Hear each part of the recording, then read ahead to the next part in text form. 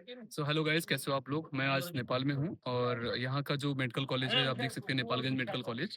सो basically यहाँ पर सारे जो एमबीबीएस के बच्चे हैं जो यूपी से पढ़ने आते हैं और स्टेट से पढ़ने आते हैं, तो डिफरेंट कोर्सेज के लिए यहाँ पर मैं आपको कॉलेज रिव्यू दिखाना चाहता हूँ। कॉलेज के सारे कोर्सेज के बारे में दिखाना चाहता हूँ कि कौन कौन से सब्जेक्ट कैसे हैं।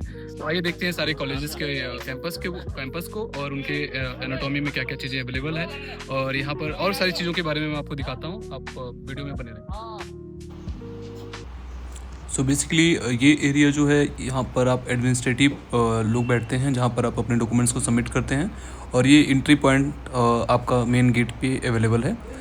फिर आगे आप यहाँ पर देखेंगे कि यहाँ पे आपको वाटर फैसिलिटी और पेरेंट्स अगर आते हैं तो यहाँ पर आपके पेरेंट्स बैठकर आपका वेट कर सकते हैं। फिर आगे आते हैं आपको यहाँ पर बायोकेमिस्ट्री लैब है, जो कि आपके सेकेंड ईयर का सब्जेक्ट है। बट आप इनसाइड आप देखेंगे बायोकेमिस्ट्री में तो सारी चीज़ों का इनके पास सारे टेस्टिंग के ऑप्शन अवेलेबल्स हैं। एक टाइम के अराउंड में इन्होंने अराउंड 55 बच्चों की सीट्स होती है बायोकेमिस्ट्री लैब में। तो आपके फर्स्ट ईयर के कोर्स में ये कोर्सेज अवेलेबल होते हैं। फिर इनका यहाँ पे लेक्चर हॉल है। लेक्चर हॉल में क्या होता है, प्रोफेसर्स जो है ऑलरेडी 1 बाय 1 एग्ज़ाम्स लेते हैं। तो यहाँ पर लेक्चर नंबर 7 पे एग्ज़ाम्स रूम है। फिर आते हैं माइक्रोबायोलॉजी में। तो माइक्रोबायोलॉजी में बेसिकली आपका सेकेंड और थर्ड ईयर का सब्जेक्ट होता है। तो इनके पास भी 55 to 60 seats at a time इनके पास अवेलेबल होता है, जो कि आपका प्रैक्टिकल करते हैं। फिर आते हैं पैथोलॉजी में। तो पैथोलॉजी में इनका लेक्चर हॉल भी अवेलेबल है, प्लस आपका यहाँ पे प्रैक्टिकल हॉल भी अवेलेबल है। तो पैथोलॉजी में जैसे हमें डायसेक्शन देखना होता है, फॉर एग्जांपल अगर हम पैथोलॉजी में देखना हो तो बेसिकली हिस्टोलॉजी भी यहाँ पे हमें देखना होता है। सारे ऑर्गन्स के, सारे इंटरनल ऑर्गन, विसरल ऑर्गन जितने भी होते हैं, तो सारे विसरल ऑर्गन का इन्होंने स्पेसिमेन बना के रखा हुआ है फॉर्मेलिन में। तो इनके पास सारा कुछ अवेलेबिलिटी है कि हर चीज़ को ये दिखाते हैं। पर डे की क्लासेस में डिपेंड करता है कि पर डे की क्लासेस कब क्या है, और उस हिसाब से इनका सिलेबस होता है। डिफरेंट जो बैचेस होते हैं, उन बैचेस को इन पर डे की जो क्लासेस होती है उसके हिसाब से इनको हमें दिखाया जाता है सारे स्पेसिमेंट्स।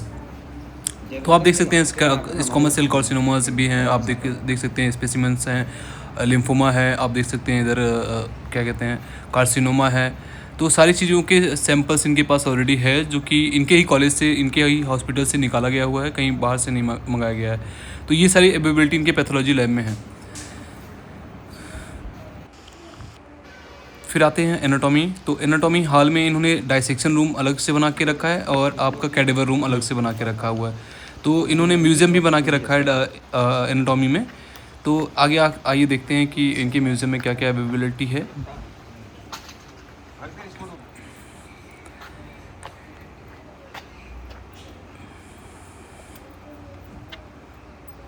यहाँ पर आपके फैकल्टी एनाटॉमी के उनका रूम है, यहाँ पर वो लोग यहाँ पे रहते हैं क्लासेस टाइम में।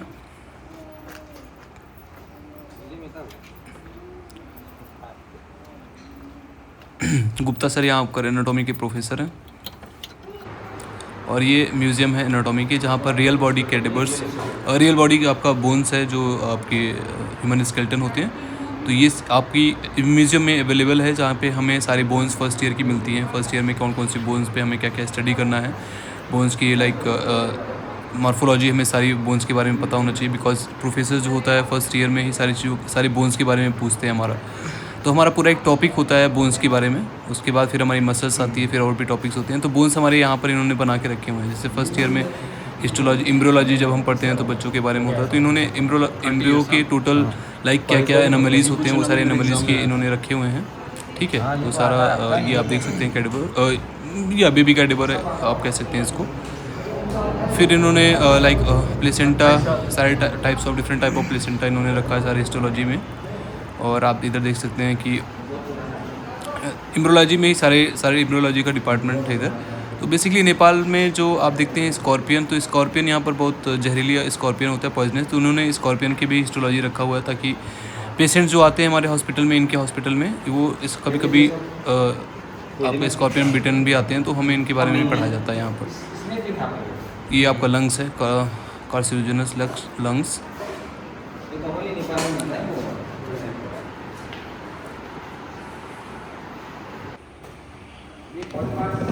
अब आते हैं डाइसेक्शन हॉल में। तो नेपाल में देखिए आप कैडेवर्स बिल्कुल 100% मिलता है, और आप देख भी रहे हैं इस वीडियो में। तो कैडेवर्स इनके पास at a time 4 to 5 cadavers available होते हैं। तो प्रोफेसर्स क्या होते हैं कि कैडेवर्स निकाल के और उन पे हमें उनसे उनके ऊपर हमसे क्वेश्चन पूछा जाता है। ये डाइसेक्शन हॉल है, इस पे कैडेवर्स की टेबल्स लगी हुई हैं, इस पे कैडेवर्स रखा जाता है और हमें सिखाते हैं कि क्या चीज़ें होती हैं, क्या क्या बोन्स हैं, क्या मसल्स है, क्या जॉइंट्स है, क्या ऑर्गन्स है। सारी चीज़ों के बारे में ये इस लैब में हमें बताया जाता है फर्स्ट ईयर में। फिर फॉरेंसिक में भी कभी कभी like fourth year third year का सब्जेक्ट होता है, तो फॉरेंसिक में भी हमें कैडेवर्स को दोबारा मिलना होता है, तो उस टाइप पे भी हमें सीखना होता है। तो इनकी ये चीज़ें होती हैं। अब आप देखिए यहाँ पर जो बोन्स हैं, तो बोन्स एरिया में क्या होता है कि हमारे सारे बोन्स फर्स्ट ईयर में जितने भी होता है, ह्यूमरस, रेडियस, अल्ना, स्केपुला के रीजन्स के सारे बोन्स, ठीक है, क्लेविकल, ये सारे बोन्स यहाँ पर एक्स्ट्राज में रखे गए हैं। तो सारे basically 50-55 students at the time एक टाइम में क्लासेस अटेंड करते हैं। तो उस टाइम क्या होता है, इनके पास 55 बोन्स अवेलेबल होती है, जो कि हर बच्चों में बटे और हर बच्चे प्रॉपरली सीखें और समझें उसको। तो ये सारी फैसिलिटी इनके पास अवेलेबल है, लाइक एक्स्ट्रा में बोन है कि फॉरेन कंट्रीज़ में, कुछ कंट्रीज़ जैसे रसिया वगैरह में क्या है कि 2-3-4 ही बोन्स होती हैं, उन्हीं को रोटेट करके सिखाया जाता है।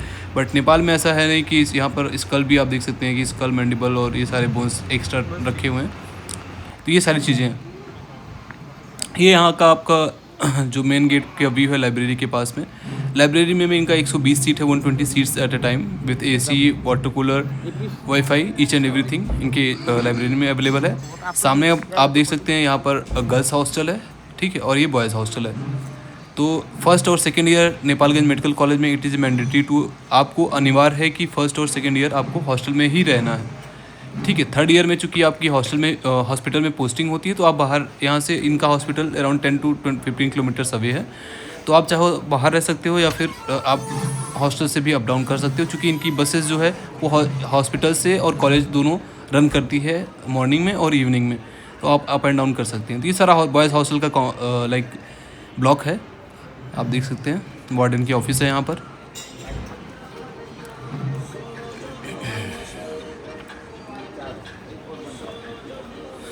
फिर सामने आप देख सकते हैं गेमिंग जोन एरिया है, वहाँ पर आप बैडमिंटन वगैरह खेल सकते हैं। और टेम्परेचर की बात करें तो टेम्परेचर यहाँ पे इंडिया जैसा ही है, सारे लाइक गर्मी है काफ़ी है। फिर आप देखिए कि ये इनका कैंटीन एरिया है, तो बॉयज़ हॉस्टल के जस्ट बगल में इनका कैंटीन एरिया है, जो कि साफ़ सफाई रखते हैं लोग, आप देख सकते हैं खुद से।